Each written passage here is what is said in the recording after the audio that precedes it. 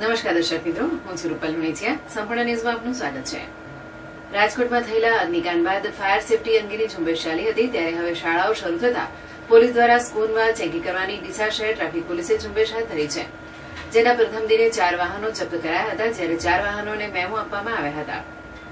રાજકોટમાં ગેમ ઝોનમાં અગ્નિકાંડ થયા બાદ સફાળી જાગી ઉઠેલી સરકારે રાજ્યભરમાં શાળા, કોલેજો, ટ્યુશન ક્લાસીસ, મોલ, હોસ્પિટલ, કચેરીઓ, જાહેર સ્થળોમાં ફાયર સેફટીની સુવિધા છે કે નહીં તે અંગેની તપાસ હાથ ધરી અનેક એકમોને સીલ કર્યા, જ્યારે અનેકને નોટિસો પાઠવવામાં આવી હતી. ત્યારબાદ ગઈકાલથી શાળાઓ શરૂ થતા સરકારી સ્કૂલ બસ અને વાન તેમજ રિક્ષાઓની તપાસ કરવાના આદેશ આપ્યા છે. જેના પગલે ડીસા શહેર ટ્રાફિક પોલીસે આજે સ્કૂલ વાન ચેકિંગ અભિયાન હાથ ધર્યું હતું. શહેરના ઇન્ચાર્જ ટ્રાફિક પીએસઆઈ એમબી દેવડા, હેડ કોન્સ્ટેબલ દિલીપ પ્રજાપતિ સહિત સ્ટાફે બાળકોને શાળાએ લઈ જતા વાહનોની પરમિટ, ફિટનેસ, પીયુસી, સીએનજી વાહન હોય તો તેનું સર્ટિફિકેટ, સ્કૂલ બસની માન્યતા, ડ્રાઈવરના લાયસન્સ, વીમો, આરટીઓ, પાર્સિંગ સહિતના સાધનિક કાગળોની તપાસ હાથ ધરી હતી. જેમાં સ્કૂલ વાહક તરીકે ફરતા 4 વાહનને ડિટેઇન કરવામાં આવ્યા હતા અને 4 વાહનોને મેમો પાટી આપવામાં આવી હતી.